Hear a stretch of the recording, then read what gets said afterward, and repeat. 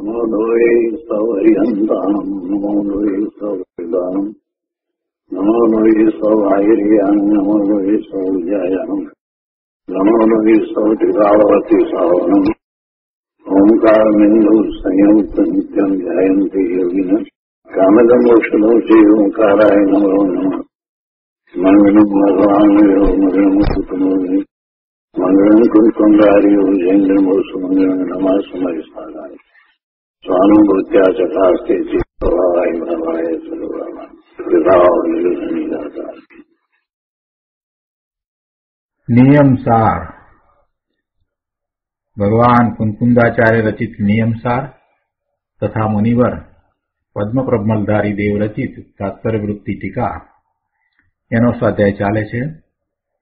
એમાં વ્યવહાર ચારિત્રના અધિકારમાં આપણે 71મી ગાથા પછીથી જે 5 કળશ છે તે પૈકીનો ચોથો કળશ એટલે 99માં કળશનો સ્વાધ્યાય કરી રહ્યા છીએ.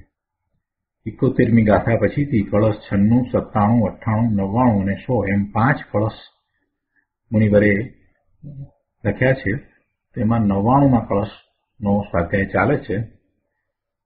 99માં કળશમાં મૂળ વાત એ આવી કે અગાઉ જે અર્યંત પરમેશ્વરનું વર્ણન એટલે કે પદ્મપ્રભુ સ્વામીનું જ્યારે અર્યંત દશામાં હતા ત્યારે એમનું સ્વરૂપ કેવું હતું એમ કરીને જે વર્ણન ચાલી રહ્યું છે એ વર્ણનને આગળ વધારતા મુનિવરે એમ કહ્યું કે પ્રસિદ્ધ જેમનો મોક્ષ છે, પદ્મપત્ર જેવા દીર્ઘ જેમના નેત્ર છે, પાપ કક્ષાને જેમણે જીતી લીધી છે, કામદેવના પક્ષનો જેમણે નાશ કર્યો છે, યક્ષ જેમના ચરણ યુગલમાં નમે છે, તત્વવિજ્ઞાનમાં જેઓ દક્ષ છે, ચતુર છે, બુદ્ધજનોને જેમણે શિક્ષા શિખામણ આપી છે અને નિર્વાણ દીક્ષા જેઓ ઉજર્યા છે તે શ્રી પદ્મપ્રભુ જિનેન્દ્ર જયવંત છે.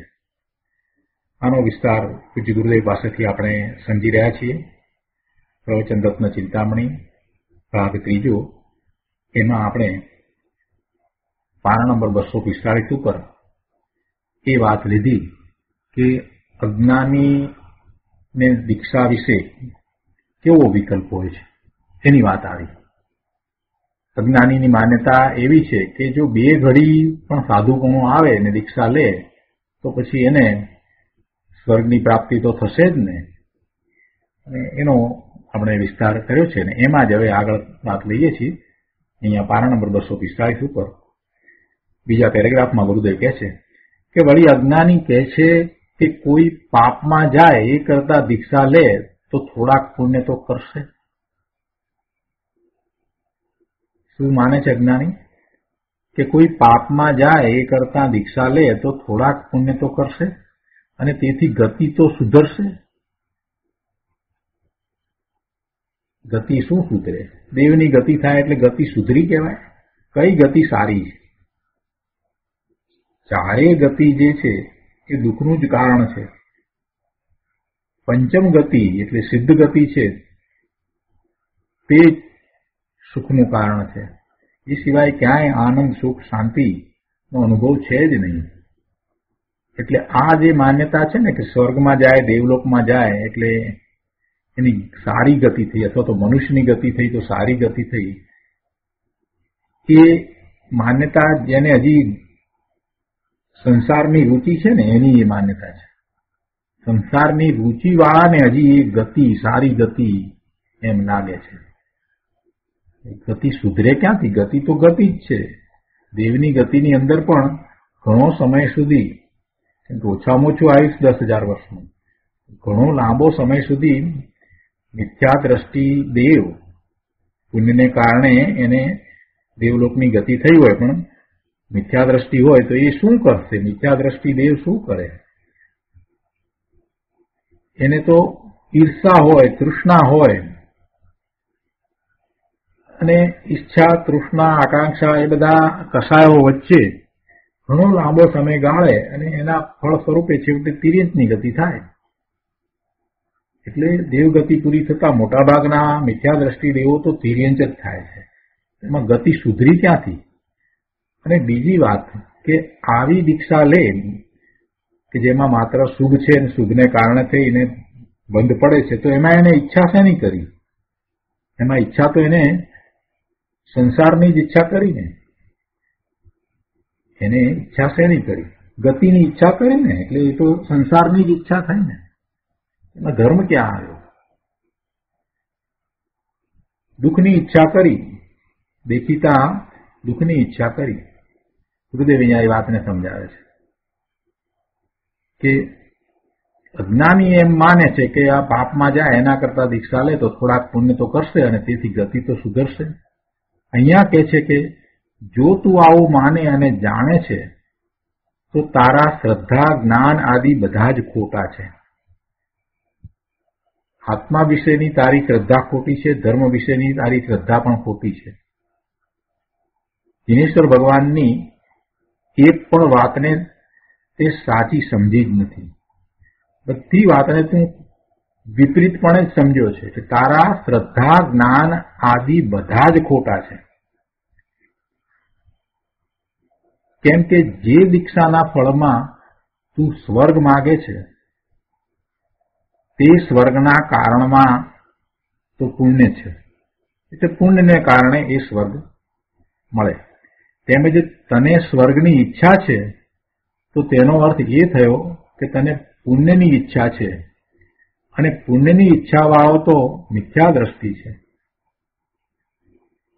એટલે કે જેને હજી ગતિ કરવી છે, ગતિની રુચિ છે, એવો પુણ્યની ઈચ્છાવાળો તું મિથ્યા દ્રષ્ટિ છો. ધર્મીને તો આત્માના પૂર્ણ સ્વભાવની ભાવના હોય છે. ધર્મીને તો પોતાના ત્રિકાળી શુદ્ધ સ્વરૂપના અનુભવની, એમાં ઠરવાની ભાવના હોય છે. અને એવી જેને ભાવના હોય છે અને જો એ દીક્ષા લે છે તો એની દીક્ષા સાચી દીક્ષા હોય છે. પોતાના સ્વરૂપમાં જેને ઠરવું છે, જેને પોતાના સ્વરૂપનો અનુભવ થયો છે, સ્વાનુભૂતિ છે, સમ્યક દર્શન, સમ્યક જ્ઞાન, સમ્યક ચારિત્રના પરિણામ જેને પ્રગટ કર્યા છે, એવો ચોથા પાંચમા ગુણસ્થાનની દશાવાળો જ્યારે નિર્ગ્રંથ મુનિ થાય છે તો પોતે પોતાના પુરુષાર્થ દ્વારા અંતરમાં વિશેષ એકાગ્રતા કરીને સાતમા ગુણસ્થાનની દશાને પ્રગટ કરે છે અને સાતમે છઠ્ઠે છે તો છઠ્ઠા ગુણસ્થાને એને શુભભાવ હોય છે. પણ એને એમ નથી કે આ શુભભાવ છે એટલે મને દેવલોક તો મળશે જ, એવો એને કોઈ રાગ હોતો નથી, એવી કોઈ એને ઈચ્છા નથી હોતી, એવી એની દ્રષ્ટિ હોતી નથી, એવી એની કોઈ શ્રદ્ધા નથી હોતી કે આ શુભભાવને કારણે મને કાંઈ નહીં તો છેવટે આ તો મળશે, એવો કોઈ એને વિકલ્પ હોતો નથી. કેમ કે તો ધર્મી જ્ઞાની છે, પોતે પોતાના સ્વરૂપને જાણે છે અને વારંવાર પોતાના સ્વરૂપનો અનુભવ કરે છે. એને તો એકમાત્ર ઈચ્છા અભિલાષા જો કહીએ તો એ જ છે કે પોતાના સ્વરૂપમાં ઠરવું, પોતાના સ્વરૂપમાં વિશેષ ઉગ્ર પુરુષાર્થ કરીને પછી સ્થિરતા કરવી, એ સિવાય બીજું કાંઈ એને તો જોઈતું નથી. ધર્મીને તો આત્માના પૂર્ણ સ્વભાવની ભાવના હોય છે. પૂર્ણ સ્વભાવ, પોતાનો પૂર્ણ સ્વભાવ, આત્મા ત્રિકાળ શુદ્ધ સ્વરૂપ છે. અને હવે જ્યારે એને એવા સ્વરૂપનું ભાન થયું છે તો હવે એને પોતાનું પૂર્ણ શુદ્ધ સ્વરૂપ પ્રગટ કરવું છે. એટલે આત્માના પૂર્ણ સ્વભાવની ભાવના હોય છે અને એવી ભાવના હોય એને સાચી દીક્ષા હોય છે. ગુરુદેવ કહે છે કે સમ્યક દર્શન જ્ઞાન સહિત સ્વરૂપની રમણતા રૂપ દીક્ષા જેણે ગ્રહણ કરી તેને એ દીક્ષા નિર્વાણનું કારણ છે તથા એ દીક્ષાને સાચી દીક્ષા કહીએ એમ અહીં કહે છે. ગઈકાલે વાત આપણે લીધી હતી કે આવી દીક્ષા છે તે નિર્વાણનું કારણ થાય છે. નિર્વાણ એટલે શું? નિર્વાણ એટલે દેહ છોડવો, છેલ્લો દેહ એ છોડવો અને હવે પછી દેહ ગ્રહણ કરવાનો નથી, તો એમ દેહ છોડે છે એને નિર્વાણ કહેવાય છે. બાકી તો મરણ કહીએ, દેહ ત્યાગ કહીએ વગેરે શબ્દ મૂકીએ છીએ કેમ કે બીજું શરીર હજી લેવાનું છે. પણ આ છેલ્લો દેહ છે અને હવે સિદ્ધ થવાના છે તો એને ત્યારે એ દેહને છોડવાનું થાય છે તો એને આપણે એમ કહીએ કે એમને નિર્વાણ થયું. જે નિર્વાણનું કારણ એટલે સિદ્ધ દશા પંચમ ગતિ પ્રાપ્ત કરવાનું જે કારણ છે એ આ સાચી દીક્ષા છે. કેમ કે એવી દીક્ષા ગ્રહણ કરીને એ ભવની અંદર જો શ્રેણી ચડી જાય છે અને કેવળ જ્ઞાન પ્રગટ કરે છે અને પછી આગળ વધતા આયુષ પૂરું થતા 4 અઘાતી કર્મોનો ક્ષય થતા સિદ્ધ પણ થાય છે. પણ ધારો કે એમ નથી થતું તો પણ દીક્ષા સાચી છે, મુનિ દીક્ષા સાચી અંગીકાર કરી છે, સમ્યક દ્રષ્ટિ છે, તો એને સમ્યક દર્શન સહિત દેવલોકની ગતિ થાય છે. અને સમ્યક દર્શન સહિત જેને દેવલોકની ગતિ હોય એવા સમ્યક દ્રષ્ટિ દેવો તો પ્રભુના સમોસરણમાં જઈ અને પ્રભુની વાણી સાંભળે છે અને એ તો ધર્મ ચર્ચાઓ કરે છે.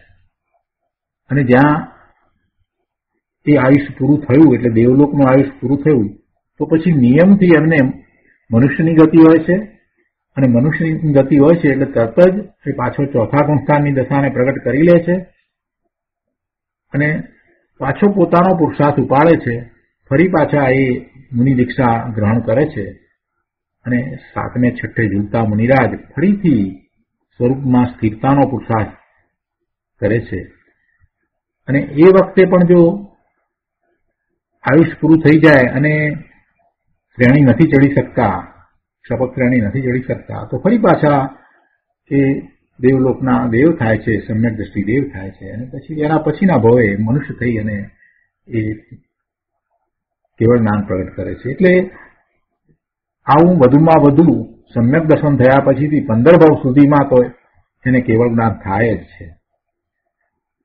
મહાવીર સ્વામી ભગવાનના 10 ભવનું ઉદાહરણ લઈએ તો પ્રભુને એ રીતે દેવ મનુષ્ય એ પ્રમાણે એની ગતિ થઈ અને પછી મહાવીર સ્વામી ભગવાન નો ભવ એટલે વર્ધમાન સ્વામી થયા અને એમને કેવળ જ્ઞાન પ્રગટ કરી અને સિદ્ધત્વ પ્રગટ કર્યું. એટલે એ દીક્ષા નિર્વાણનું કારણ છે. કેમ કે એ દીક્ષા દ્વારા એ પોતે પોતાના સ્વરૂપમાં ખૂબ ઉગ્ર પુરુષાર્થ કરે છે, એને સાચી દીક્ષા થઈ છે. અજ્ઞાની કહે છે કે અરે કોઈ દીક્ષા લેશે એટલે હવે તે પાપથી એટલે ચૂલાની અગ્નિ સળગાવવા રૂપ 6 કાયની હિંસાના આરંભથી તો છૂટ્યો, એ છૂટશે ને એમ. આ વાત તો અત્યારે વર્તમાનમાં ખૂબ ચાલી રહી છે, એવું જ સમજાવવામાં આવી રહ્યું છે. અત્યારે જે વર્તમાનમાં સંપ્રદાયમાં જે દીક્ષાઓ થઈ રહી છે એનું આ કારણ છે કે ભાઈ તમે ઘરમાં બેસીને તો બધું પાપ જ કરો છો ને, 6 કાયના જીવની હિંસા જ થાય છે ને, રસોઈ કરવી, આ કરવું, તે કરવું. એટલે બહેનોને એવું સમજાવવામાં આવે છે એના કરતાં તમે આ દીક્ષા લેશો તો એ બધા પાપથી તો છૂટશો ને, કાંઈક તો સારું થશે, આવું સમજાવવામાં આવે. કોઈ સમ્યક દર્શન પ્રગટ કરવું કે એવી બધી તો કોઈ વાત હોતી જ નથી. મૂળ વાત તો આ જ હોય છે કે તમે પાપ કરી રહ્યા છો અને આ બધું પાપ જે થઈ રહ્યું છે તો પાપથી તમારે બચવાનું થશે. આટલી વાત જ સમજાવવામાં આવે છે. જો એ વાત અહીંયા લીધી કે ચૂલાની અગ્નિ સળગાવવા રૂપ 6 કાયની હિંસાના આરંભથી તો છૂટાશે ને, એમ કેમ કાંઈક તો બિચારાનું સારું થશે. તે કહે છે કે એવી વાતો અજ્ઞાની કરે છે, પણ ભાઈ તેનાથી શું સારું થશે? શુભ ભાવથી તો અનાદિનો જે સંસાર છે તે જ રહેશે. અહીં કહે છે કે જેનાથી નિર્વાણ, કેવળ જ્ઞાન, મુક્તિ થાય એવી જે દીક્ષા છે એટલે કે આત્માના શુદ્ધ સ્વભાવમાં આચરણ રૂપ જે સાચી દીક્ષા છે તેનાથી હિત થાય છે, તેનાથી સારું થાય છે. આ શુદ્ધ સ્વભાવમાં આચરણ જ સાચી દીક્ષા છે. ગુરુદેવ શું કહે છે કે આ શુદ્ધ સ્વભાવમાં આચરણ જ સાચી દીક્ષા છે. પણ પંચ મહાવ્રતના વિકલ્પ છે તે કાંઈ સાચી દીક્ષા નથી. શુદ્ધ સ્વભાવમાં આચરણ પોતાનો ત્રિકાળી ધ્રુવ શુદ્ધ સ્વભાવ છે એવા શુદ્ધ સ્વભાવનું જ્ઞાન ભાન થઈ અને એનો અનુભવ થવો, એવી સ્વાનુભૂતિ થવી અને પછી આગળ વધીને એમાં જ લીનતા થવી, એમ શુદ્ધ સ્વભાવનું આચરણ થાય છે. તો આ શુદ્ધ સ્વભાવમાં આચરણ જ સાચી દીક્ષા છે અને એવું જેને હોય છે એવું જેને હોય છે એને બાહ્યમાં 5 મહાવ્રત આદિ હોય છે. 5 મહાવ્રત હોય છે, 5 સમિતિ હોય છે, 3 ગુપ્તિ હોય છે. એ બધું વ્યવહાર ચારિત્ર એને હોય છે. જેને શુદ્ધ સ્વભાવમાં એકાગ્રતા થાય એવું ચારિત્ર થાય છે, લીનતા થાય છે, એવું જે ચારિત્ર થાય છે, જે નિશ્ચય ચારિત્ર થાય છે, એને આ 5 મહાવ્રતના વિકલ્પ, 5 સમિતિના વિકલ્પ, 3 ગુપ્તિના વિકલ્પ એવું વ્યવહાર ચારિત્ર હોય છે. પણ જેને શુદ્ધ સ્વભાવમાં આચરણ જ નથી, શુદ્ધ સ્વભાવનો સ્પર્શ જ નથી થયો અને માત્ર 5 મહાવ્રત લઈ લે છે, તો એ કાંઈ સાચી દીક્ષા નથી. એટલે કહે છે ભારે વાત ભાઈ, આ તો દિગંબર સંતોની કથની પણ કડક છે. કહે છે કે ભગવાન નિર્વાણ દીક્ષા ઉચ્ચ રહ્યા છે. કોની વાત ચાલે છે? 6ઠ્ઠા તીર્થંકર ભગવાન પદ્મપ્રભુ સ્વામીની વાત પદ્મપ્રભુ મલધારી દેવ કરી રહ્યા છે. અને એ એમ કે છે કે ભગવાન નિર્વાણ દીક્ષા ઉચ્ચ રહ્યા છે. અને આ 5મા આરાના મુનિ આમ કહે છે. તો કોઈએ પ્રશ્ન કર્યો પણ આ બધી વાતો તો 4થા આરાની છે ને? ગુરુદેવ કહે છે કે ભાઈ આરો 4થો હોય કે 5મો, શું વસ્તુ સ્વરૂપ ફરતું હશે? વસ્તુ સ્વરૂપ બદલાઈ જાય છે. 5મો આરો આવ્યો એટલે વસ્તુ સ્વરૂપમાં કાંઈ ફેર પડતો નથી. જુઓ ને, મુનિ પોતે શું કહે છે કે અમારી દીક્ષા તો નિર્વાણનું કારણ છે. મુનિરાજ પદ્મપ્રભુ મલધારી દેવ શું કહે છે કે અમારી દીક્ષા તો નિર્વાણનું કારણ છે.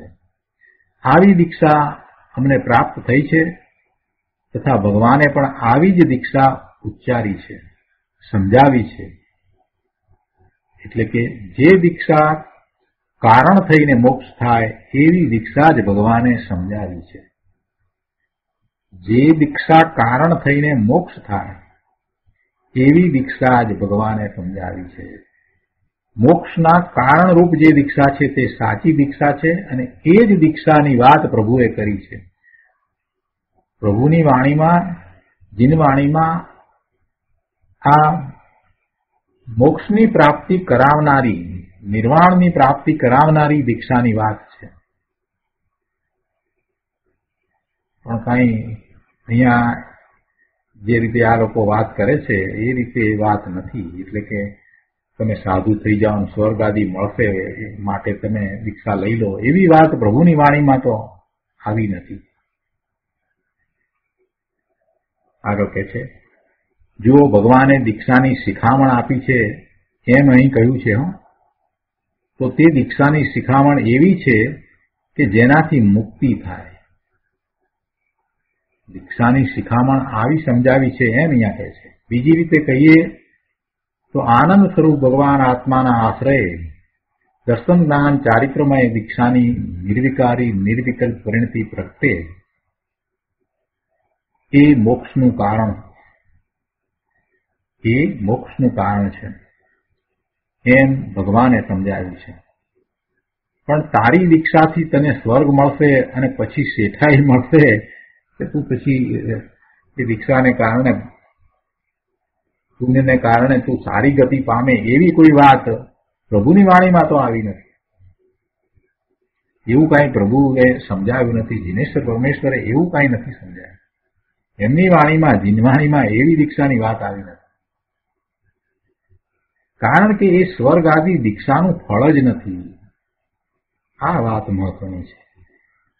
એ સ્વર્ગ આદિ જે છે તે દીક્ષાનું ફળ નથી. દીક્ષા કોને કહી? મુનિ દીક્ષા કોને કહી? પોતાના સ્વરૂપમાં એકાગ્રતા ને દીક્ષા કહી છે. પોતાના સ્વરૂપમાં વિશેષતાથી એકાગ્રતા એટલે કે શુદ્ધ સ્વભાવમાં આચરણ, એ સાચી દીક્ષા કહી છે. અને પછી એવું શુદ્ધ સ્વભાવમાં આચરણ છે, એવું નિશ્ચય ચારિત્ર છે, તો જ્યારે પોતે સ્વરૂપમાં નથી, જ્યારે ઉપયોગ શુદ્ધ નથી અને બહારમાં આવ્યા છે, તો એને શુભ વિકલ્પ હોય છે. અને એવા શુભ વિકલ્પના ફળ રૂપે એવી ગતિ પણ પ્રાપ્ત થાય, દેવની ગતિ પ્રાપ્ત થાય. પણ દીક્ષા કોને કહી?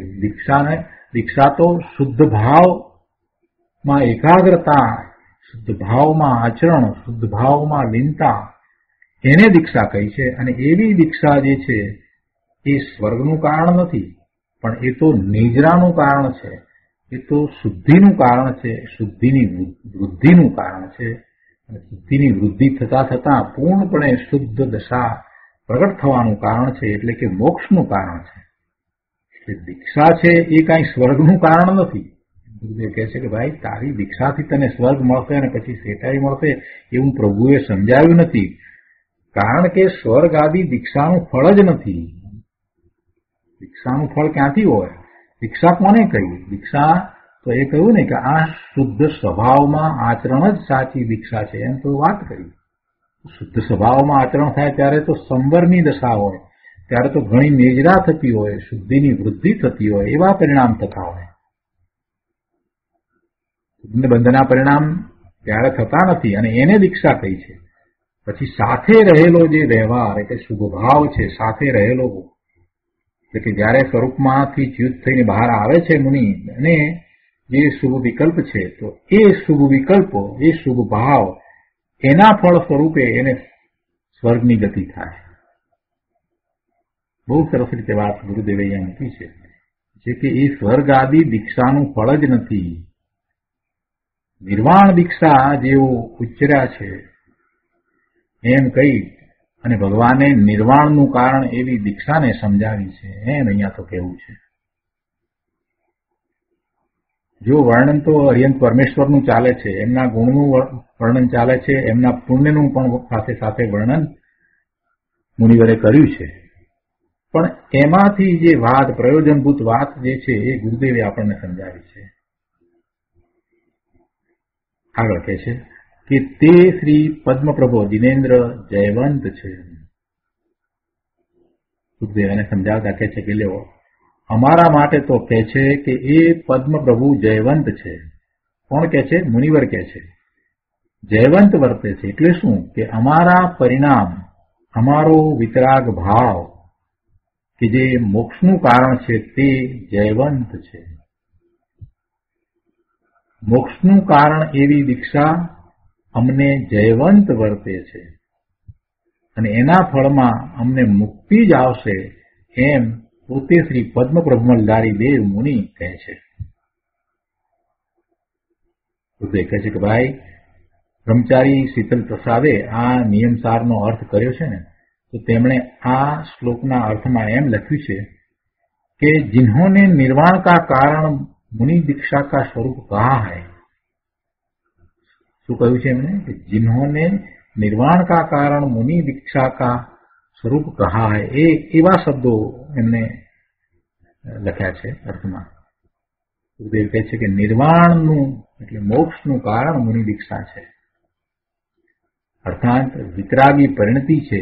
મુનિ દીક્ષા શું છે? એ તો વિતરાગી પરિણતિ છે, અને આવી દીક્ષા ભગવાને જીવોને પ્રદાન કરી છે. આવી દીક્ષાનું નામ દીક્ષા છે, અને આ દીક્ષાનું ફળ મોક્ષ છે. અજ્ઞાની બધા ગપે ગપ મારે છે, એમને તો કાંઈ ભાન નથી, અને બાહ્ય ક્રિયાના ઠેકાણા ન હોય, અને અમે 5 મહાવ્રત પાળીએ છીએ તેથી અમારી મુક્તિ થશે એમ એ માને છે. ભાઈ, એ રીતે મુક્તિ તો થતી નથી. પોતાના સ્વરૂપમાં વિશેષતાથી એકાગ્રતા થતા એટલે કે સ્થિરતા થતા નિશ્ચય ચારિત્રની દશા છે, નિશ્ચય મોક્ષ માર્ગની દશા છે, અને એ સાચી દીક્ષા છે, એ મોક્ષનું કારણ છે. તો આ રીતે કળશ 99 અહીંયા પૂરો થાય છે. હવે કળશ 99 પછીથી કળશ 100મો કળશ છે એ લઈએ આપણે.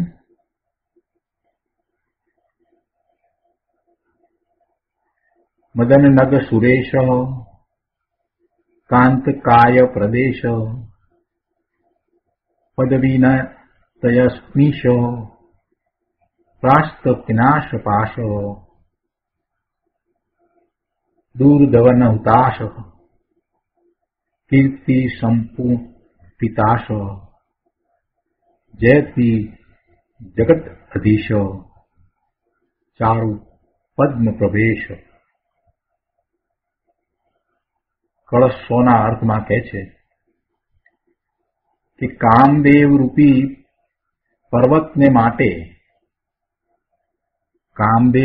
પર્વતને માટે અર્થાત તેને તોડી નાખવામાં જેવો વજ્રધર ઇન્દ્ર સમાન છે.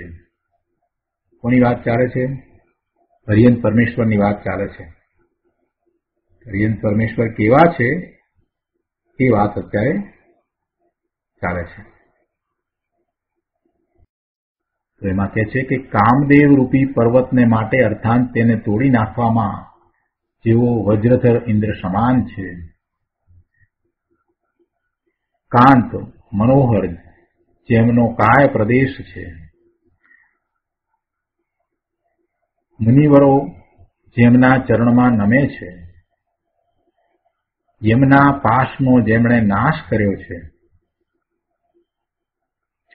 દુષ્ટ પાપરૂપી વનને બાળવા માટે જેઓ અગ્નિ છે.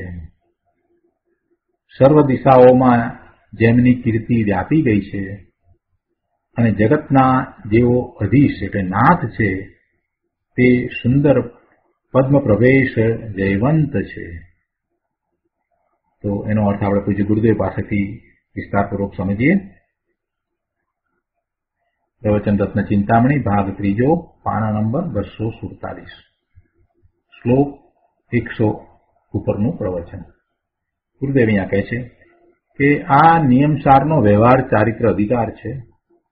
તેમાં 71મી ગાથાનો આ 100મો શ્લોક છે. 71મી ગાથા પછીનો શ્લોક છે એટલે ગુરુદેવે એને 71મી ગાથાનો શ્લોક કહ્યો.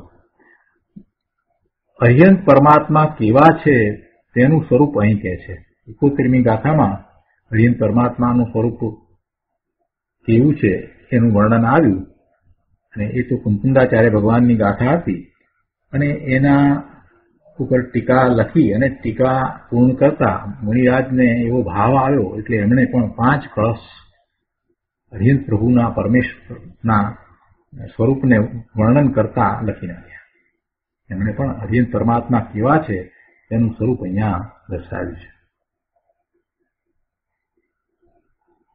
મુનિરાજનું નામ પદ્મપ્રભુ છે ને, તેથી તેમણે એ નામના શ્રી પદ્મપ્રભુ ભગવાનની સ્તુતિ કરી છે.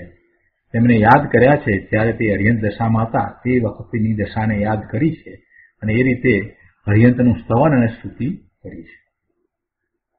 તો આ કળશમાં શું કહ્યું કે છે કે કામદેવ રૂપી પર્વતને માટે અર્થાત તેને તોડી નાખવામાં જેવો વજ્રધર ઇન્દ્ર સમાન છે. ઇન્દ્રને હાથમાં વજ્ર હોય છે એટલે તેને વજ્રધર કહેવામાં આવે છે. વજ્ર ધરનાર ઇન્દ્ર એ વજ્રધર એટલે ઇન્દ્ર. શ્રી પદ્મપ્રભુ ભગવાન કામદેવ રૂપી પર્વતને તોડી નાખવા માટે વજ્રધર ઇન્દ્ર સમાન છે. વજ્ર હોય એટલે પર્વતને પણ તોડી નાખે. તો અહીંયા પદ્મપ્રભુ ભગવાને આ વિષય વાસના રૂપ પર્વતને તોડી નાખ્યો છે. મદન નગ, મદન વત્તા નગ એટલે મદન રૂપી પર્વત અને સુરેશ એટલે ઇન્દ્ર. મૂળ શબ્દ એ રીતે છે ને શ્લોકની અંદર મદન નગ સુરેશ એમ શબ્દો છે ને, તો એનો અર્થ થયો છે કે જેમ વજ્રથી પર્વતના ચૂરેચૂરા થાય છે તેમ ભગવાનનો આત્મા કામદેવની વાસનાનું ચૂર્ણ કરી નાખે છે, ચૂરેચૂરા કરી નાખે છે. એટલે કે એમને હવે એવી કોઈ વાસના ઉત્પન્ન થતી જ નથી. આગળ કે છે કે પ્રભુ કેવા છે તો કે છે કે કાંત મનોહર જેમનો કાય પ્રદેશ છે. જો આ કાયાની વાત લીધી એટલે તો પ્રભુના પુણ્યની વાત આવી.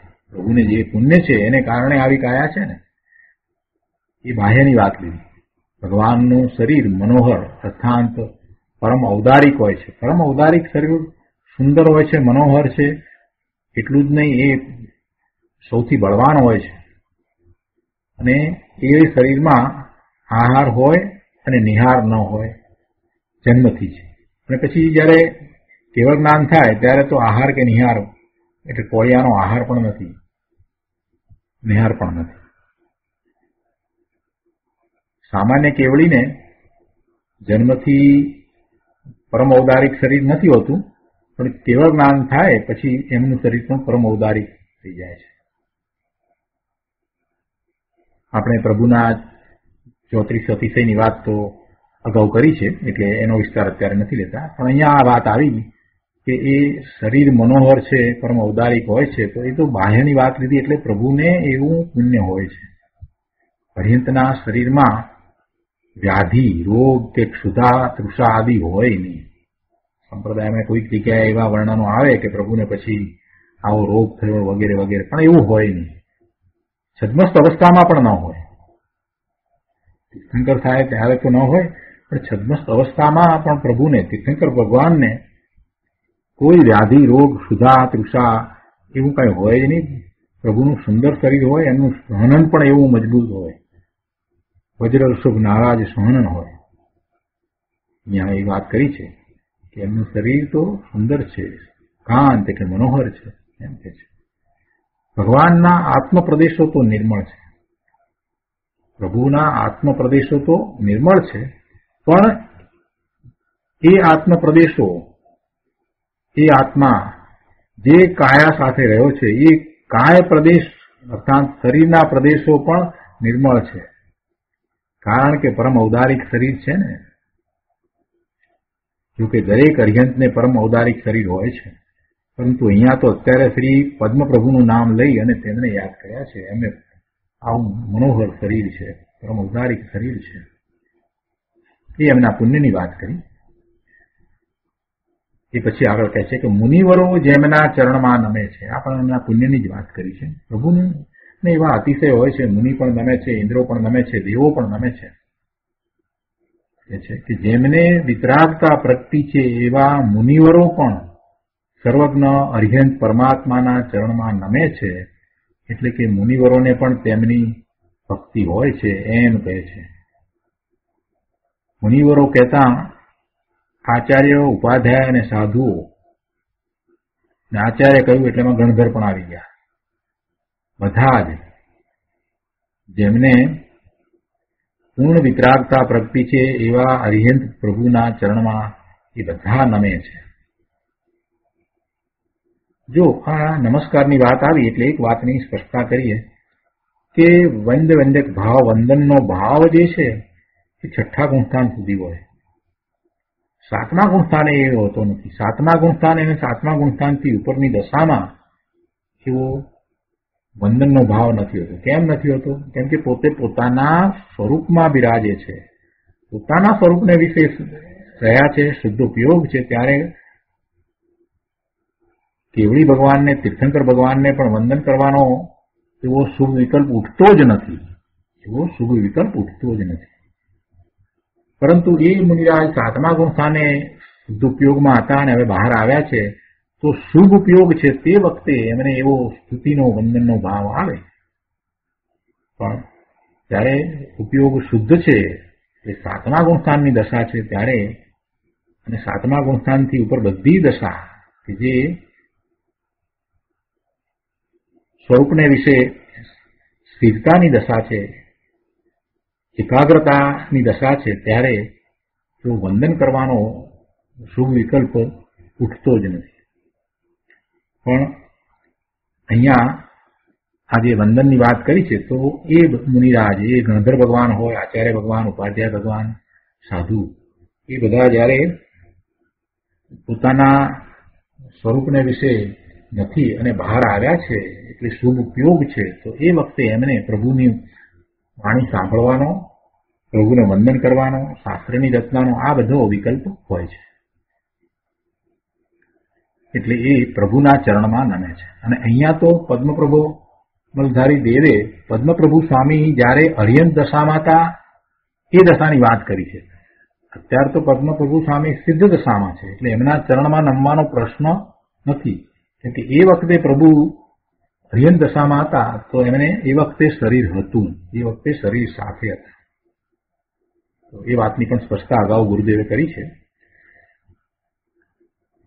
હવે આ અરિહંતના ચરણમાં આ મુનિવર પણ નમે છે, આચાર્ય ઉપાધ્યાય બધા નમે છે એમ વાત કરીને એટલે કોઈએ અહીંયા પ્રશ્ન કર્યો કે આપ તો એક તરફ તો એમ કહો છો કે ભક્તિ એ છે, અને અહીંયા પાછા આ અરિહંતના ચરણમાં મુનિવર નમે છે એ વાદી વાતનો વિસ્તાર કરી રહ્યા છો. એક કોર ભક્તિ એ છે એમ આપ કહો છો, અને અહીંયા આ રીતે હૃદય કહે છે કે શું એવી ભક્તિ આવ્યા વિના રહે છે? એટલે કે એવી ભક્તિ હોય જ છે, એવી ભક્તિ તો હોય છે, છતાંય તે હે છે. એટલે એવો ભક્તિનો ભાવ, એવો શુભ વિકલ્પ આવ્યા વિના રહેતો નથી. એ આવે છે તો પણ છે તો હે, એ ભક્તિ છે હે, છતાં પણ આવે કે નહીં? મુનિને પણ એવો ભાવ આવે છે. ભક્તિનો વિકલ્પ એ શુભ ઉપયોગ છે અને હે છે, તો પણ આવ્યા વિના રહેતો નથી. ફરીથી પ્રશ્ન કર્યો કે શુભ ભાવનો નિષેધ છે તો આવે છે શા માટે? શુભ ભાવનો નિષેધ છે તો પછી શા માટે એવો શુભ ભાવ આવે છે? ગુરુદેવનું સમાધાન આપતા કહે છે કે શુભ ભાવનો નિષેધ છે એટલે કે એ આદરણીય નથી. શુભ ભાવનો નિષેધ તો કઈ રીતે છે કે શુભ ભાવ છે તે ધર્મનું કારણ નથી, પોતાના સ્વરૂપમાં જવાનું કારણ બનતું નથી. શુભ ભાવનો નિષેધ એ રીતે છે. શુભ ભાવનો નિષેધ છે એટલે કે એ આદરણીય નથી. આદરણીય નથી એટલે કે ત્યાં એકાગ્રતા કરતા નિર્મળ પરિણામ થતા નથી, માત્ર વિકલ્પ જ આવે છે. શુભ ભાવનો નિષેધ છે એટલે કે એ આદરણીય નથી, એને છોડીને પોતે શુદ્ધ ભાવમાં જવાનું છે. છતાં એવો શુભ ભાવ હોય છે, એ છે તો ખરો ને. અર્થાત જે છે તે આદરણીય નથી એમ કહેવું છે. જો શુભ ભાવ હોત જ નહીં તો પછી એને છોડવાનો પ્રશ્ન જ આવત નહીં.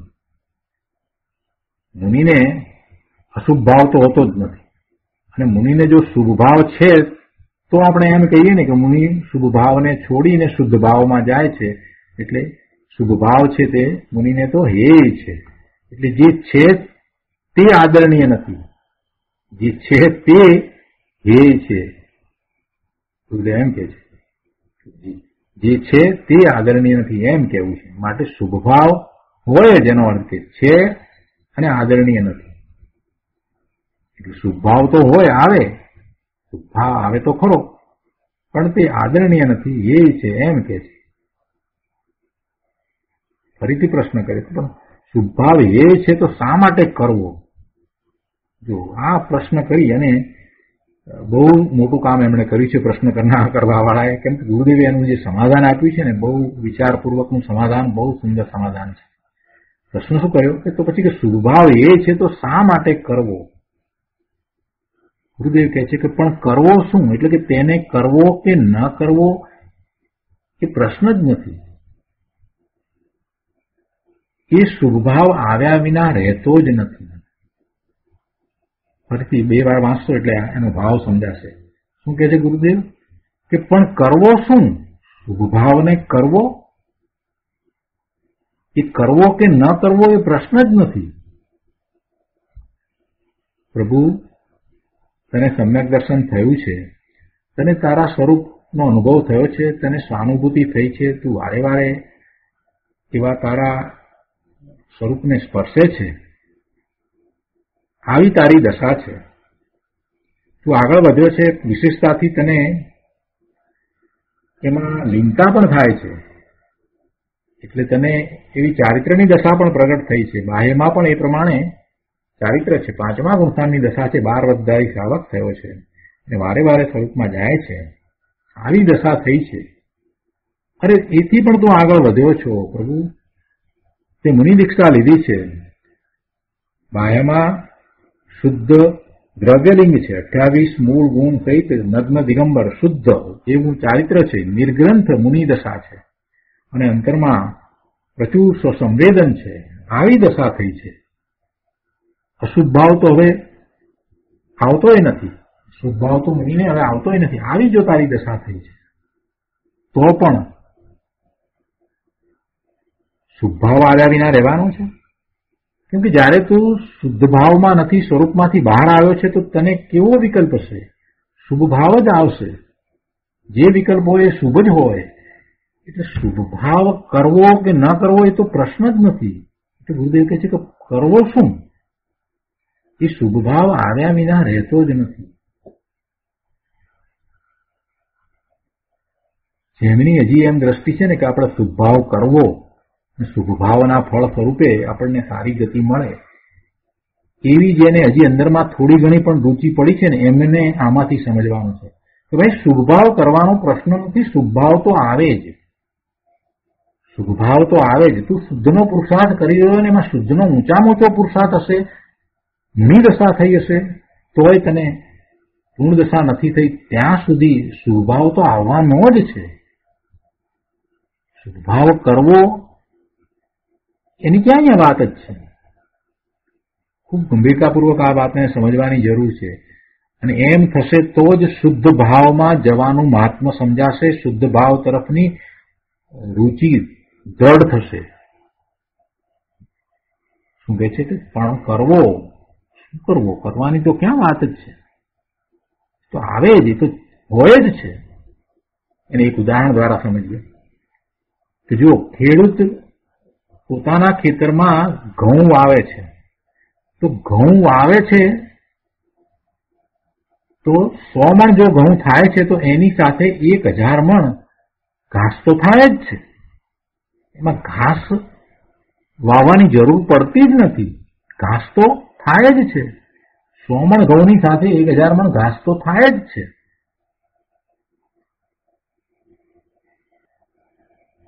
શુભ ભાવ કરવાની વાત જ ક્યાં છે? જેને શુદ્ધનો જ પુરુષાર્થ ઉપડ્યો છે અને જે આવા પ્રચુર સ્વ સંવેદન સહિત મુનિરાજ છે એમને પણ શુભ ભાવ તો આવે જ છે. જ્યાં સુધી પૂર્ણ દશા નથી ત્યાં સુધી શુભ ભાવ તો આવે જ છે. એટલે શુભ ભાવ આવ્યા વિના રહેતો જ નથી.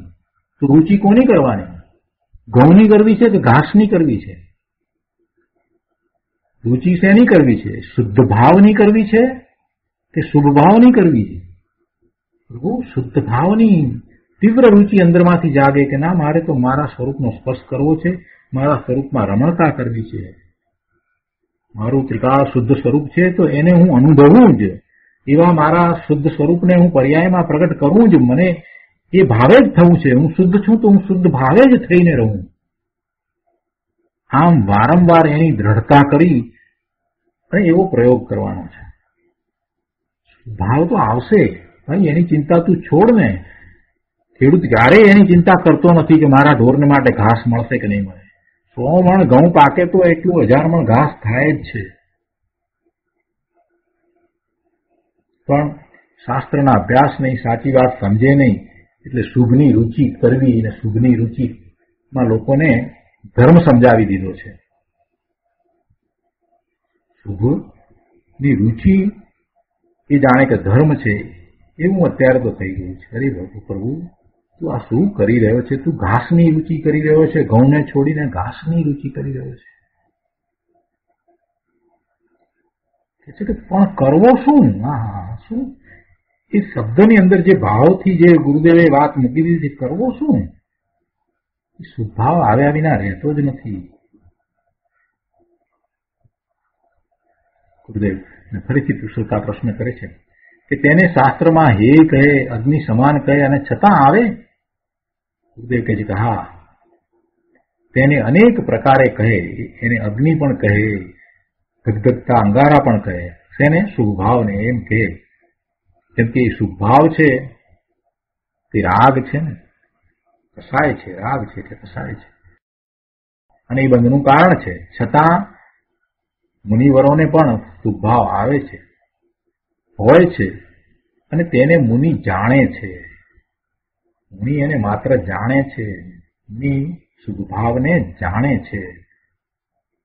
શુભ ભાવ આવ્યો તો શુભ ભાવ સાથે એકત્વ કરતા નથી, પણ માત્ર એને જાણે છે. પોતે પોતાના સ્વરૂપમાં નથી, છતાં પરિણતિ તો શુદ્ધ છે, સ્વરૂપનું જ લક્ષ્ય છે. એટલે શુભ ભાવ છે, શુભ વિકલ્પ છે, તો એને પોતાથી જુદો જાણે છે. આ શુભ ભાવ આવ્યો તે મારાથી જુદો છે એમ જુદું પાડવાની જરૂર નથી. એને સહજ પોતાથી જુદો જાણે છે. પોતે તો ભગવાન આત્મા થઈને બેઠા છે. બહારમાં છે, ઉપયોગ શુદ્ધ નથી અને બહારમાં છે મુનિરાજ, તો પણ પોતે કોણ છે એ વાત કઈ ભૂલાતી નથી ને પોતે જે છે એને તો શુભ ભાવ હોતો નથી. તો શુભ ભાવને માત્ર જાણે છે, જ્ઞેય તરીકે જાણે છે. જ્ઞાતા દ્રષ્ટા થઈને શુભ ભાવને જાણે છે. એને શુદ્ધ પરિણતિ કહે છે. મુનિની તો એવી શુદ્ધ પરિણતિ હોય છે. આવું જ સ્વરૂપ છે. અહીંયા કહે છે કે પરમેશ્વર ત્રિલોકનાથ વિતરાગતા રૂપ શાંત રસે પૂર્ણ પરિણામે પરિણમી ગયા છે. એમને તો પૂર્ણ પરિણામ થઈ ગયા છે. એમના પરિણામ તો પૂર્ણ શુદ્ધ નિર્મળ પરિણામ થયા છે. પરમેશ્વર ત્રિલોકનાથ વિતરાગતા રૂપ શાંત રસે પૂર્ણ પરિણમી ગયા છે. કાંઈ બાકી રહ્યું નથી. અને એમના ઉપર મુનિવરોને પણ એવો ભક્તિનો ભાવ આવે છે. એમના તરફ એવી ભક્તિનો ભાવ મુનિને પણ આવે છે. એટલે તેમના ચરણમાં નમે છે. વાત તો એ વાત હતી ને કે એમના ચરણમાં નમે છે. એની વાતમાંથી આ બધી વાત આવી ને. બહુ સુંદર વાત. આગળ પ્રાસ્ત કિનાશ પાસ, યમના પાસનો જેમણે નાશ કર્યો છે. કિનાશ એટલે યમ. હવે આ શબ્દ આવી ગયો છે. શું કે છે કે યમના પાસનો જેમણે નાશ કર્યો છે. યમના પાસનો, બંધનનો ભગવાને નાશ કર્યો છે. કેમ કે એમને હવે કાળનું બંધન રહ્યું નથી એમ કહે છે. એમને હવે કોઈ બંધન રહ્યું નથી. પ્રભુને શેનું બંધન હવે? પ્રભુ તો પોતાના સ્વરૂપમાં સ્થિર થયા છે. એમને કોઈ બંધન રહ્યું નથી.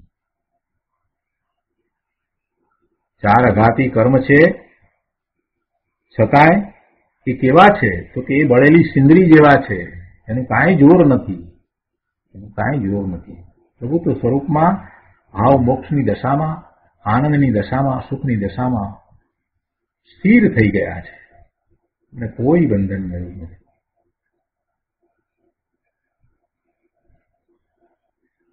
આગળ કહે છે કે દુષ્ટ પાપરૂપી વનને બાળવા માટે જેવો અગ્નિ છે. અહીંયા પાપની વાત કરી એટલે પાપ અને પુણ્ય બંને સમજી લેવા. કેમ કે પુણ્ય છે તે પણ બંધનું કારણ છે અને પાપ છે તે પણ બંધનું કારણ છે. બંને સંસારનું જ કારણ છે. તો એવા પુણ્ય પાપરૂપી વન છે તેને બાળવા માટે ભગવાન અગ્નિ સમાન છે. અર્થાત ભગવાનને પુણ્ય કે પાપ છે નહીં. ભગવાનને તો પુણ્ય કે પાપ હવે કાંઈ નથી. પોતે સ્વરૂપમાં સ્થિર છે. એટલે કે હવે એમને કોઈ પુણ્ય પાપના બંધ નથી. હવે એમને બંધ પડતો નથી. એવો કર્મના બંધ નથી. વિતરાગતા રૂપ શાંત રસે અકસાય સ્વભાવે જેમનું પરિણમન છે એ જિનેશ્વર ભગવાન, એ પરમેશ્વર તીર્થંકર ભગવાન ને પુણ્ય પાપના ભાવ હોતા જ નથી. એટલે એમણે પુણ્ય પાપના વનને બાળી નાખ્યું છે. પુણ્ય પાપના વનને એમણે તો બાળી નાખ્યું છે. એટલે કેવા ભાવ ઉત્પન્ન થતા જ નથી. એટલા માટે એમ કહ્યું કે એવા તીર્થંકર ભગવાન પુણ્ય પાપને બાળવા માટે અગ્નિ છે. આગળ કહે છે કીર્તિ સંપૂરિતાશ, સર્વ દિશાઓમાં જેમની કીર્તિ વ્યાપી ગઈ છે. આ પુણ્યની વાત કીધી છે. કે છે કે ચારેય દિશામાં ભગવાનની કીર્તિ પ્રસરી ગઈ છે. પ્રભુની કીર્તિ ચારેય દિશામાં પ્રસરી ગઈ છે. પ્રભુનું યશ નામ કર્મ સર્વોત્તમ હોય છે. એવું યશ નામ કર્મ બીજાને હોતું નથી. તીર્થંકર ભગવાનનું જે યશ નામ કર્મ છે ને એવું યશ નામ કર્મ બીજાને હોય નહીં. પ્રભુને એવું યશ નામ કર્મ હોય છે. એવી પુણ્યની પ્રકૃતિ હોય છે. એટલે ચારેય દિશામાં પ્રભુની કીર્તિ પ્રસરી જાય છે.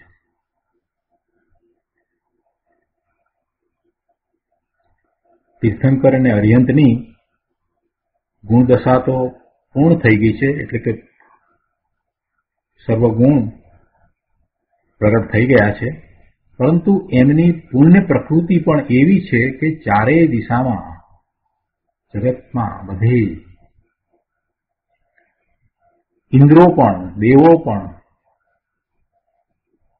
સૌ કોઈ એમનો આદર કરે છે. જગતના બધા જીવો પ્રભુનો આદર કરે છે. સમોસરણમાં જે જીવ આવે એ પ્રભુ આગળ નમી પડે. જે કોઈ સમોસરણમાં પ્રભુની સામે આવે એ બધા નમી પડે. એટલે એ રીતે તેમની કીર્તિ સર્વત્ર વ્યાપી ગઈ છે. આ શ્લોકમાં મુનિરાજ ભગવાનની પવિત્રતા અને પુણ્ય બંનેની વાત કરે છે. કે ભગવાનનું સ્વરૂપ જણાવવું હોય ત્યારે બંને વાત જણાવે ને, પ્રભુની પવિત્રતાની, એમના ગુણોની અને એમના પુણ્યની બંને વાત જણાવી છે. આગળ કહે છે કે જગતના જેવો અધીશ છે એટલે નાથ છે. ભગવાનને વ્યવહારે જગતના નાથ કહેવામાં આવે છે, અથવા તો તેઓ જગતના જાણનાર છે. તેઓ જગતના જાણનાર છે એટલે જગતના નાથ છે એમ કહેવાય છે. જગત આખાના બધા જ પદાર્થોની, ત્રણ કાળની બધી જ પર્યાયને એક સમયમાં જાણે એવું પ્રભુનું કેવળ જ્ઞાન છે. એટલે પ્રભુ જગતના જાણનાર છે, એટલે જગતના નાથ છે.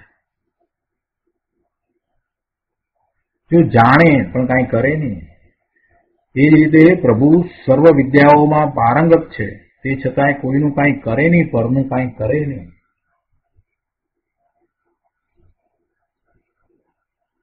આગળ અહીંયા કહે છે કે તે સુંદર પદ્મ પ્રવેશ જયવંત છે. આવા સુંદર શ્રી પદ્મપ્રભુ ભગવાન જયવંત છે. જો અહીંયા તો કાંત જેમનો કાયા પ્રદેશ છે એમ કહ્યું છે. એનો અર્થ એ થયો કે અહીંયા પદ્મપ્રભુને અર્યંત તરીકે યાદ કર્યા છે. નહીતર અત્યારે તો પદ્મપ્રભુ સ્વામી તો સિદ્ધ થઈ ગયા છે, સિદ્ધ દશામાં છે. પણ આ સ્તુતિ જ્યારે તેઓ અર્યંતપણાની દશામાં હતા તેને યાદ કરીને કરવામાં આવી છે. લોગસ સૂત્રમાં પણ આવે છે ને કે તિથેરા મે પશ્યંતુ, તિથેરા મે પશ્યંતુ એટલે કે તીર્થંકરો મારા ઉપર પ્રસન્ન થાવ. લોગસના પાઠમાં આ વાત આવે છે, લોગસના સૂત્રની અંદર. હવે એ વાત તીર્થંકર પ્રસન્ન થાવ એમ કરી છે, બરાબર. તો હવે એ તીર્થંકર તો અત્યારે તો સિદ્ધ થઈ ગયા છે, છતાં આપણે લોગસનો પાઠ બોલીએ છીએ ને, તો એ રીતે જ બોલીએ છીએ ને. અને એમાં જે લોગસના પાઠની અંદર જે તીર્થંકરના નામ લેવામાં આવ્યા છે એ વર્તમાન ભરત ક્ષેત્રની 24 તીર્થંકરના નામ લીધા છે. ઋષભદેવ ભગવાનથી મહાવીર સ્વામી સુધીના 24 તીર્થંકર ભગવાનના એમાં સાથે નામ પણ છે.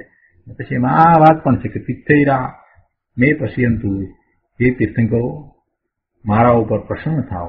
હવે એ 24 તીર્થંકરો અત્યારે ક્યાં તીર્થંકર તરીકે છે? તો સિદ્ધ પદમાં છે. 24 તીર્થંકર તો સિદ્ધ થઈ ગયા છે, મોક્ષ પધાર્યા છે.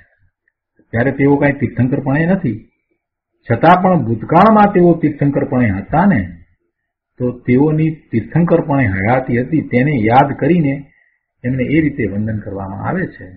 એમ તીર્થંકરો મારા ઉપર પ્રસન્ન થાવ એમ કહ્યું છે. તો કંઈ ખરેખર શું એ પ્રસન્ન થતા હશે? પ્રભુ તો પોતાના સ્વરૂપમાં તીર્થંકર પદમાં હતા ત્યારે પણ પોતાના સ્વરૂપમાં જ રહેતા હતા. એટલે કોઈની ઉપર પ્રસન્ન થાય કે અપ્રસન્ન થાય એવો તો કોઈ પ્રશ્ન જ નથી. અને અત્યારે તો વર્તમાનમાં તો સિદ્ધ દશામાં છે, તો ક્યાં પ્રશ્ન થવાનો, ક્યાં એવું પ્રસન્ન થવાનો પ્રશ્ન જ ઉત્પન્ન થાય છે?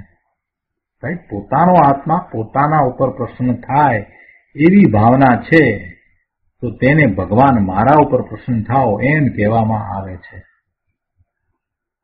શું કહ્યું? ગુરુદેવે બહુ સરસ વાત અહીંયા મૂકી છે કે તીર્થંકરો મારા ઉપર પ્રસન્ન થાવ એમ કહ્યું છે. તો એમાં શું ભાવ છે? તો એમાં ભાવ તો એવો છે કે પોતાનો આત્મા પોતાના ઉપર પ્રસન્ન થાય. પોતાનો આત્મા પોતા ઉપર પ્રસન્ન થાય એટલે કે પોતાના એવા નિર્મળ પરિણામ થાય, અને એને ભગવાન મારા ઉપર પ્રસન્ન થાવ એમ કહેવામાં આવે છે. અને વાસ્તવમાં એમ જ છે. જેને પોતાને એવું સમ્યક દર્શન થાય છે, પોતાના સ્વરૂપનો અનુભવ થાય છે, તો એ જીવ એમ જ કહે છે કે અમારી ઉપર તો પ્રભુની કૃપા વરસે છે, અમને તો પ્રભુની કૃપાનો અનુભવ થયો છે, એમ જ કહે છે. એમ નથી કહેતો કે મારા પુરુષાર્થથી મને નિર્મળ પરિણામ થયા છે, એમાં પ્રભુનું કાંઈ કરવા પણ નથી, એવું બોલતો નથી. કોઈ જીવ એમ બોલતો નથી. જેને જેને સમ્યક દર્શન થયું છે એ બધા એમ જ કહે છે આ તો પ્રભુની કૃપા છે, ઈશ્વર ભગવાનની કૃપા છે, એમની કૃપાનું ફળ છે, એમ જ કહેવાય છે. કેમ કે એવો જ વિનય હોય છે, એવો વિનય હોય છે, વિનયનો ભાવ હોય છે. ખરેખર તો થાય છે શું? તો કે પોતાનો આત્મા જ પોતાની ઉપર પ્રસન્ન થાય છે, એટલે કે પોતાના આત્મામાંથી પોતાને એવા પરિણામ થાય છે. જે 15માં પડ્યું છે એ જ પ્રગટ થાય છે. પોતાનું ત્રિકાળ શુદ્ધ સ્વરૂપ છે એ જ પર્યાયમાં એને પ્રગટ થાય છે, એટલે અનુભવમાં આવે છે. એમ થાય છે તો એમ કહેવાય કે ભગવાન મારી ઉપર પ્રસન્ન થયા. આવો વિનયનો માર્ગ છે. આગળ કહે છે કે સર્વજ્ઞ પરમેશ્વર પરમાત્મા ભગવાન તો વિતરાગ છે, તેથી તેઓ કાંઈ કોઈ ઉપર પ્રસન્ન પણ થતા નથી અને અપ્રસન્ન પણ થતા નથી, પણ પોતાના આત્મામાં આનંદ શાંતિરૂપ પ્રસન્નતા વર્તે છે. દરેક આત્મામાં અનંત ગુણ છે અને એવા ગુણ પડ્યા છે કે જેમાંથી એ આનંદ શાંતિ સુખનો અનુભવ થાય. તો એવું આનંદ શાંતિ પ્રસન્નતાનું સ્વરૂપ પોતાનું છે, જે અંદરમાં પડ્યું છે. તેથી જાણે કે ભગવાન પ્રસન્ન છે એમ એ વિનય કરે છે. દેખે છે કે પોતાના આત્મામાં આનંદ શાંતિરૂપ પ્રસન્નતા વર્તે છે, તેથી જાણે કે ભગવાન પ્રસન્ન છે, અર્થાત હું પોતે મારા ઉપર પ્રસન્ન છું તો ભગવાન મારા ઉપર પ્રસન્ન છે એમ કહેવામાં આવે છે. તો આ રીતે આ કળશ અહીંયા પૂરો થાય છે. 71મી ગાથામાં હરિયન પરમેશ્વરનું સ્વરૂપ દર્શાવવામાં આવ્યું અને એ પછીથી મુનિરાજ પદ્મપ્રભ મલધારી દેવે કળશ 96, 97, 98, 99 અને 100 એ દ્વારા એનો ઘણો વિસ્તાર કર્યો. તો આ રીતે 71મી ગાથાની ટીકા અને એના પછી રખાયેલા કળશ એ બધું પૂરું થાય છે. હરિયન પરમેશ્વરની વાત આ રીતે અહીંયા પૂરી થાય છે. હવે 72મી ગાથામાં સિદ્ધ ભગવાનની વાત કરશે. જો આ વ્યવહાર ચારિત્રનો અધિકાર છે ને, એટલે એમાં પંચ પરમેષ્ઠીની વાત કરી છે. હરિયન પરમેશ્વરની વાત આ 71મી ગાથામાં લીધી. 72મી ગાથામાં પછી સિદ્ધ ભગવાનની વાત લેશે અને ત્યાર પછીથી આચાર્ય ઉપાધ્યાય અને મુનિની વાત કહેશે. શરૂઆતમાં આ અધિકાર શરૂ કર્યો તો ત્યારે શરૂઆતમાં 5 મહાવ્રત, 5 સમિતિ તથા 3 ગુપ્તિ, અને 3 ગુપ્તિમાં પણ પહેલા વ્યવહાર ગુપ્તિની વાત હતી. એટલે 5 મહાવ્રત, 5 સમિતિ અને 3 ગુપ્તિ એટલે વ્યવહારથી એવું જે ચારિત્ર છે એની વાત લીધી, અને પછીથી બીજી 2 ગાથાની અંદર નિશ્ચય ગુપ્તિની પણ વાત લીધી, અને તે પછીથી આ પંચ પરમેષ્ઠીની વાત લીધી છે. તો આ રીતે આખો આ વ્યવહાર ચારિત્રનો અધિકાર છે. તો હવે આપણે આવતી વખતે 72મી ગાથા કહીશું. આજનો સ્વાધ્યાય અહીંયા સુધી રાખીએ છીએ. સુખ નામ અનંત